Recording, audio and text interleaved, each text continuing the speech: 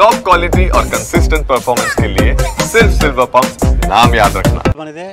So ನಮ್ಮ ಹೋರಾಟದಲ್ಲಿ ಒಂದು ಹಿನ್ನಡೆ ಆಗಿದೆ ಅಂತ ಹೇಳ್ಬೋದು. ಆದರೆ ಇದರಿಂದ ವಿಚಲಿತನಾಗುವಂಥ ಅಥವಾ ಹೋರಾಟದ ಹಿಂದೆ ಸರಿಯುವಂಥ ಯಾವುದೇ ಪ್ರಶ್ನೆ ಇಲ್ಲ.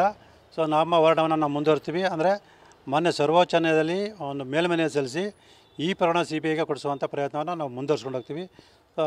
ಇದು ಏನು ಮಾನ್ಯ ನ್ಯಾಯಾಲಯ ಇವತ್ತು ತೀರ್ಪು ನೀಡಿದೆ, ಆ ತೀರ್ಪಿನಲ್ಲಿ ಯಾವ ಅಂಶಗಳನ್ನು ಪರಿಗಣಿಸಿ ನಮ್ಮ ಅರ್ಜಿಯನ್ನು ತಿರಸ್ಕಾರ ಮಾಡಿದೆ ಅನ್ನೋದನ್ನು ಪರಿಗಣಿಸಿ ಆ ಅಂಶಗಳಿಗೆ ನಾವು ಏನು ಉತ್ತರವನ್ನು ಕೊಡ್ಬೋದು ಮತ್ತು ಅದಕ್ಕೆ ಪೂರಕವಾಗಿ ಏನು ದಾಖಲಾತಿಯನ್ನು ಕೊಡ್ಬೋದು ಅನ್ನೋದ್ರ ಬಗ್ಗೆ ನಮ್ಮ ವಕೀಲರ ಜೊತೆ ಚರ್ಚೆ ಮಾಡಿ ಕೂಡಲೇ ಈ ಪ್ರಕರಣವನ್ನು CBI ಕೊಡಿ ಅಂತೇಳಿ ಮತ್ತು ಈ ಒಂದು ತೀರ್ಪನ್ನು ಪ್ರಶ್ನಿಸಿ ನಾವು ಮಾನ್ಯ ಸರ್ವೋಚ್ಚ ನ್ಯಾಯಾಲಯಕ್ಕೆ ಅರ್ಜಿಯನ್ನು ಸಲ್ಲಿಸ್ತೀವಿ.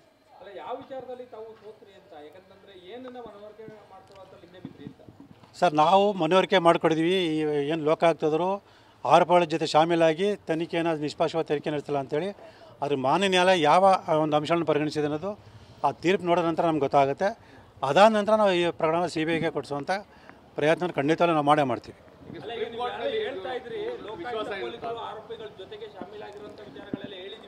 ಹೌದು ಸರ್.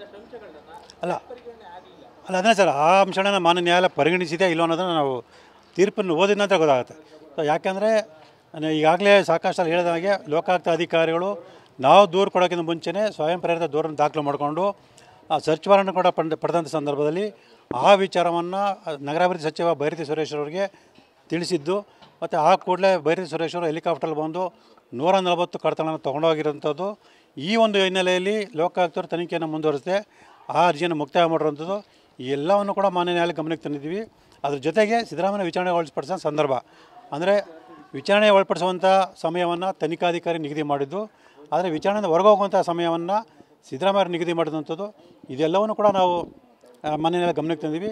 ಆದರೆ ಮಾನ್ಯ ನ್ಯಾಯಾಲಯ ಏನು ಲೋಕಾಯುಕ್ತವರು ಏನು ವರದಿಗಳು ಕೊಟ್ಟಿದ್ದಾರೆ ಆ ವರದಿಗಳನ್ನು ಆಧರಿಸಿ ಬಹುಶಃ ಸರಿಯಾದ ನಿಟ್ಟಿನಲ್ಲಿ ತನಿಖೆ ನಡೀತಾ ಇದೆ ಅನ್ನೋ ಒಂದು ಹಿನ್ನೆಲೆಯಲ್ಲಿ ಈ ತೀರ್ಪನ್ನು ಕೊಟ್ಟಿರ್ಬೋದು ಅಂತ ಅನಿಸುತ್ತೆ. ಸೊ ಹಾಗಾಗಿ ಆ ತೀರ್ಪನ್ನು ಪಡೆದ ನಂತರ ಅದರಲ್ಲಿರ್ತಕ್ಕಂಥ ಲೋಪದೋಷಗಳನ್ನು ಗುರುತಿಸಿ ಮಾನ್ಯ ಸರ್ವೋಚ್ಚ ನ್ಯಾಯಾಲಯಕ್ಕೆ ನಾವು ಕೂಡಲೇ ಮೇಲ್ಮನವಿ ಸಲ್ಲಿಸ್ತೀವಿ.